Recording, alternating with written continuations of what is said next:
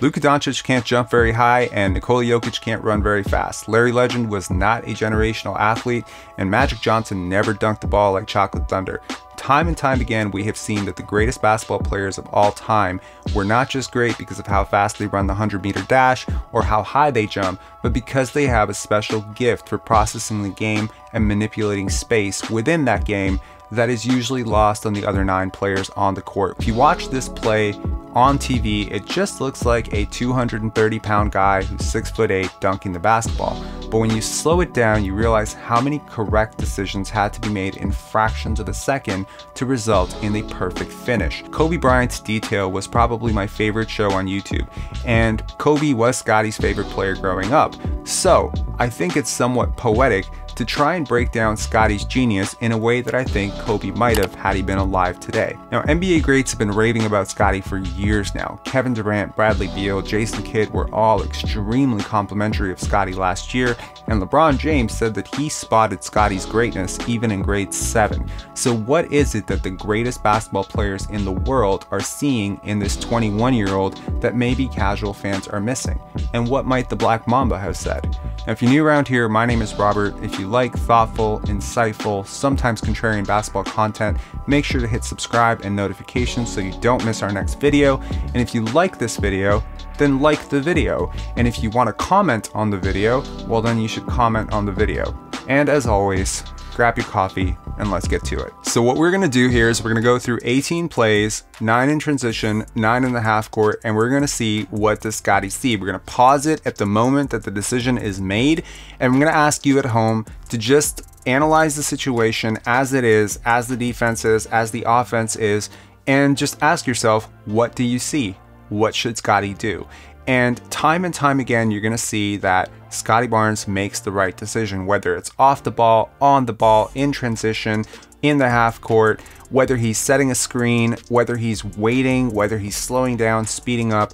We're gonna just see how does Scottie see the game, because I think that there are very rare young players, and we saw it with LeBron, Luka. It's a very small group of players that just see the play before the play happens. They're almost creating plays with their movement, with their communication. There's a lot of players out there who can react to situations well, but there are very few players who are proactive with the ball. And I think Scottie Barnes is very proactive in terms of generating offensive advantages. So first play we're going to look at is in Summer League. It's the only play in Summer League, and we're going to see it, and it's going to be converting defense to offense. We're going to see him just poke the ball away, and he's going to end up on the floor. Now, this is a very disadvantageous place to be as an offensive player. Obviously, an opposing player can tie you up for the jump ball. So Scottie is going to have to protect the ball, but he's also going to have to read the situation. Now, the situation is that if he moves his feet too much, it's a travel. If he passes back, it's a backcourt violation. So what does Scottie do? Do you see it? Well, Scottie sees it. It's a pass to Delano Banton streaking for an open layup. Okay, now here in transition, we're going to see Scottie Barnes do what a lot of young players don't do, and that is fill the lane properly. And Scottie makes this read right here, okay, right there. He sees how Houston is playing this. He sees that the defender who should be picking him up has his back turned, and that is manipulating the defense. Houston is not a good team. Obviously, they're going to make mistakes like this 20, 30 times a game. But as an offensive player, if you're not attacking that gap in miscommunication between their defenders in transition, this is why offenses should run early, because the defense does not have time to set up, especially for poor teams like Houston, young teams. They don't read these situations well. But thankfully for the Raptors, their youngest player last year, Scottie Barnes, read this situation perfectly. Now, this is a bit of a softball. Obviously, you're going to get this right. Streak down the middle, boom, dunk. Now here, we're going to see Scottie Barnes convert defense to offense, blocking probably one of the best players in the NBA in Jason Tatum. And this is a genius play. Now, a lot of people think that Precious Achiuwa has very low basketball IQ, but he actually has pretty good instincts as a passer. He played a lot of guard when he was younger, and that really shows on this play. One thing I want to say is that Al Horford and the Marcus Smart and Jason Tatum, there's a lot of great defenders on the court for the Boston Celtics right now, and you're going to see Scottie recognize that by how he manipulates Al Horford. So what should Scottie do here? There's really a few options. Number one, he can sort of stop short and pop up for a three. He can cut behind Precious Achiuwa, therefore sort of clearing the way. He can flare out to the corner for an open three, but he knows that he has to deal with Marcus Smart and potentially Al Horford. So initially, he's going to wait for Al Horford to dictate what he does. And the other sort of subtle thing here is that he slows down. And this is one thing that I think a lot of young players don't do well, is fill the lanes properly. He has to wait for Precious Achiuwa to get to a point where he becomes a threat, because right now Precious Achiuwa is not a threat to anybody. But the minute he starts getting closer to the basket, Al Horford is going to have to commit. And that is when Scottie Barnes cuts right behind Horford, and it's too late for Marcus Smart to do anything about it. Let's go to the next play here. Another transition play. Scottie, now this time against the Washington Wizards. And this time we're going to see Scottie with the ball. You know, you have Gary Trent Jr. popping up behind the play. You have Isaac Bonga in the corner, who is not a threat to anybody. And the Washington Wizards are playing this correctly. They're sort of trying to cut down the middle. But here, Scottie Barnes sees something. He sees an opening and he communicates this. And you could see his eye line and Precious Achiuwa's eye line. And Bradley Beal is just not paying attention to this. And so Scottie has really, now the options have changed and there's a clear gap. And this is one thing that I want to point out with Scottie. He sees where players are going to be. He anticipates well where they're going to be 2 seconds from when he makes the decision. And it is in those 1 to 2 seconds that he makes these rapid fire decisions. And you're going to see this pass. It's not the perfect pass, but it is the perfect read. And it's going to result in Precious Achiuwa getting a wide open layup at the basket. Now here we have Chris Boucher sort of pointing up like, hey, give me an alley-oop here. And Scottie Barnes is open to doing that. And I guarantee you, if Terrence Ross does not play that pass, and or if Chris Boucher does not run in transition, Scottie Barnes does not have the parting of the Red Sea that he does here. But because Terrence Ross is playing him for the pass, Scottie Barnes sees a wide open dunk, and that's what he does. And he has a little celebration with Nav Bhatia. You're going to see this is one of 2 examples where Scottie actually does find an advantage despite being at a disadvantage, because Scottie is running with 4 offensive players against 5. It's a 4-on-5 fast break. This is not usually a situation that is advantageous for the transition offense, and this is why players need to actually run in transition. But despite the fact that Pascal Siakam decides not to run, we see Scottie Barnes find an opening anyway, and this is largely because Khem Birch fills correctly. Khem Birch decides to run in transition, and he's going to cut down the middle. Now, what do you think Scottie should do here? Now, I've kind of hinted at what he's going to do, and you've probably seen this play 20 times, but there's really 3 options. Number one is he could swing to the corner for Gary Trent Jr., right? He could anticipate that, and I don't think that that would be the worst idea in the world. He could also settle the offense and wait for Pascal Siakam to come back, and I don't think I would blame him for doing that either. He could also take the ball to the corner and then swing out to Fred VanVleet, and I think that he probably explores this option until he sees how the Sacramento Kings are playing Khem Birch. And Khem Birch, because he gets ahead of Harrison Barnes and the Sacramento defenders, Scottie Barnes gives him a nice no-look pass there. Beautifully read. Now here, Fred VanVleet pokes the ball away, and this is going to be one of 2 examples we see, and this is the second example that we see, of Scottie Barnes not committing too early. So there's a few things that Scottie could do here. Number one, he could pass to Pascal Siakam, but because Siakam is behind him and Chris Boucher decides to shield the defender, he could also pass to Gary Trent Jr., and I think he sees that. And if New York plays this just a little bit differently, if that defender slides into Scottie's pathway, I guarantee you the pass to Gary Trent Jr. in the corner is absolutely forthcoming, and or if Chris Boucher had cut off the other side of the defender, I guarantee you this would be an alley-oop to Pascal Siakam. But because none of those things happen, and because the New York Knicks, for some reason, forget the basic principles of defense, Scottie Barnes is going to just coast right down the middle for a dunk. Now, the most important thing here is he was open. I guarantee you, while he was playing this, his head is up. He sees the whole court. He sees all his options. But the minute New York does not stop him, he's going right down the middle for the most high efficiency play, which is a wide open dunk for himself. Now, what do you think Scottie should do? Sort of obvious to pass to Precious Achiuwa here, but Scottie does not do that because he does not have the angle to do that, and that's sort of what Utah is playing him to do. Could also pass to Pascal Siakam, which is, I think, what a lot of young players would do here. They see the best player on their team, they see him sort of streaking towards the basket. He could also reset and sort of settle the offense. This is another example of Scottie going 4-on-5. There's another player, Gary Trent Jr., who does not come up the court. Now, what should Scottie do? 4-on-5, but because Chris Boucher has beat Hassan Whiteside down the court, and you can see exactly the moment that he sees it. It's right there that he sees that Boucher has a step on the slower Hassan Whiteside.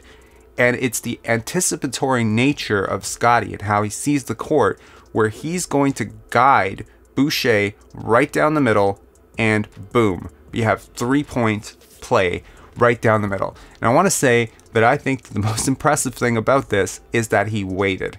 He saw it out of the corner of his eye. He saw exactly how Boucher was going to fill it. And Boucher, again, another guy who gets a lot of flack for not being a high IQ player.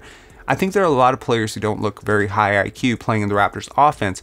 But when Scottie has the ball, his teammates react accordingly because they know they're going to get the ball. And here we're going to see Scottie reacting to who is who on the court. Now, San Antonio has one shot blocker on the court right now. What do you think Scottie should do? Right now, the options are somewhat limited. With Khem Birch on the court, the spacing is obviously going to be terrible.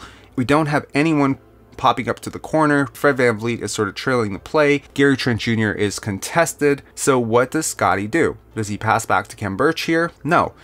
Does he go right to his dominant hand? No, because that's where Jakob Poeltl is. What he does is he uses San Antonio's defender to shield their own shot blocker. I think this is masterful manipulation within fractions of a second to grab his defender and then go to his left hand, knowing that Jakob Poeltl cannot teleport through the San Antonio defender and block his shot. And had he turned back to the other shoulder or gone to his right hand, that advantage would have disappeared. Now here we have a case of masterful patience from Scottie Barnes, where he's going to wait for Goran Dragic to cut across and sort of take Alex Caruso with him. And he sees that Nikola Vucevic, who's not the greatest defender, is not reading this properly. And Khem Birch, again, sort of coming out to the corner, just provides nothing. So the Chicago Bulls are sort of packing the paint here. And when players pack the paint, there just isn't a lot of spacing to attack openings. But Scottie is going to find a fraction of an opening where DeMar DeRozan, for whatever reason, is trailing Delano Banton out. And once Delano clears out, there's a split second, and he manipulates the defense right down the middle for a dunk. Again, if he makes that move a second sooner, it doesn't work. A second longer, it doesn't work. It's knowing exactly when to go, how to speed up, and how to slow down that makes Scottie Barnes so special. Now here we have some half-court possessions. Now this one's against the Golden State Warriors. This is a perfect example of knowing who's on the court, who's on your team, and who's on the other team, and what the strengths and weaknesses of the players. So here Scottie has Khem Birch. This is an obvious pass to Khem Birch, and I think that most players would make the pass to Khem Birch right here. He seems sort of open. He's in the paint. You don't want him to get a 3-second violation. Khem Birch is not reacting properly to this, but Scottie does know that Draymond Green is right there. And so he could pass to Fred VanVleet. That's what the Warriors are expecting him to do, and you can see the body language of the Warriors. They're reading him to make either that pass or to attack Kevon Looney. He could also pass to Gary Trent Jr., who inexplicably has run back on defense and is sort of out of the play right now, but I think that the gap between Gary and the three-point line right now is too great. So what Scottie does is he does what Golden State doesn't expect him to do, which is he passes to a wide open Pascal Siakam for a 3. Memphis's defense is suffocating, especially with the poor spacing of having guys like Yuta Watanabe and Delano Banton on the court. The paint is not going to be wide open. However, with Jaren Jackson Jr. out on the perimeter, Scottie sees a momentary gap in the defense. So he's going to fake the handoff to Delano Banton, and he's going to cut right down the middle, and he's going to know that there's no one there who can stop him. So here we have another play, this time against the Washington Wizards, where Scottie gets the ball from Fred VanVleet. And again, it's a case of evaluating who you're going up against and where those players are. The paint is sort of clogged, but Daniel Gafford is paying attention to Precious Achiuwa right now. Bradley Beal is really honed in on recovering to Gary Trent Jr. And obviously there's a lot of attention being paid to Fred VanVleet. Pascal Siakam should probably cut out to the corner here to just create a little bit more space. He doesn't, but here Scottie Barnes sees an opening. So what do you think Scottie should do? Well, he could pass to Precious Achiuwa, who at this point in the season wasn't the greatest three-point shooter. He could pass cross court to Gary Trent Jr., but the angle isn't perfect for that, and that's sort of what Washington is expecting. Or he could do what he does, which is attack Bradley Beal at the rim. And he knows that Daniel Gafford cannot recover in time. He sidesteps him, boom, right down the middle for a dunk. Now here we go, another ball reversal. This is one thing that I've been calling for more of in the Raptors offense, and I wish they would do more of it. And here, sometimes when you see the ball flip from left to right, and when you suddenly reverse it and go right to left, it does throw the defense off for a moment if you make that read properly and you don't project it. And Scottie Barnes, he could continue passing. He could just continue passing around. He could attack the defense. He could pass back to Gary Trent Jr. But here you're going to see this is a good defense against Golden State Warriors. Gary Payton III sees this exactly when Scottie Barnes sees this, and he's pointing for Kevon Looney to recover out to Fred VanVleet. Kevon does not see it because he's way too focused on the middle of the court, and Scottie's like, you know what? I'm just going to give it to my best shooter for an open three in the corner, most efficient shot in basketball. The Hawks are not playing Delano Banton here, and because of that, the paint is somewhat clogged. Now, Bogdanovic is going to have to eventually commit to OG Anunoby. So what OG is going to do is he's going to drag Bogdanovic out of Scottie's path to the basket. And Chris Boucher is also going to do some work here because he's sort of sealing his man. And all of this action creates a sliver, and I do mean a sliver of an opening for Scottie Barnes to attack the basket. And that's exactly what he does with his left hand. Perfect. Scottie has a knack for picking up guys full court and pressuring in the backcourt, but when he sees that James Johnson does not see him, he pounces on it, and I think this just shows his incredible basketball IQ. Here we have another play in the half court. Scottie's going to relocate behind OG, and he has a few options here. He could pass to Thad in the corner, but he's sort of being played. He could pass to Precious Achiuwa, but he's being played. He could pass to Chris Boucher in the corner, but he's going to allow the defense to dictate who he makes the pass to. And when the defense does not spot OG quickly enough, he sees a perfect opening for OG for an open layup. Mo Bamba is the sole shot blocker for the Orlando Magic. Cole Anthony is not providing any resistance at the rim for Scottie. He reads the situation perfectly and knows that if he gets a step past Mo Bamba, that's open lane to the basket. And look, there's a lot of shooting on the court for the Raptors. They've loaded up the right side of the court here, and that creates an opening to the left. Now, Scottie is not left-handed. So if he attacks right, which is his dominant hand, and he goes to his right, which a lot of young players would do here, he's going to have to go through Franz Wagner. He doesn't do that. Instead, he's going to go left. And if the defense sags in and to close the paint in time, he's going to pass to Pascal Siakam for a wide open three. But that's not what happens here.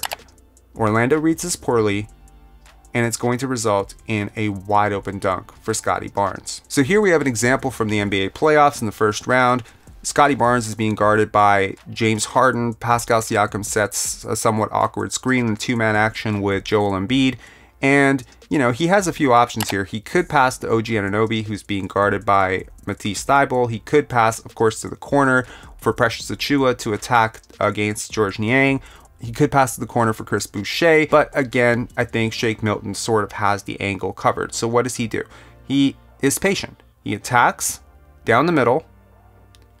He sees the cut, and Milton does not react properly, and Chris Boucher gets a wide open dunk at the rim. Hopefully these plays have shown you a little bit of how Scottie Barnes manipulates the defense, both with the ball and without the ball. I hope this has been informative.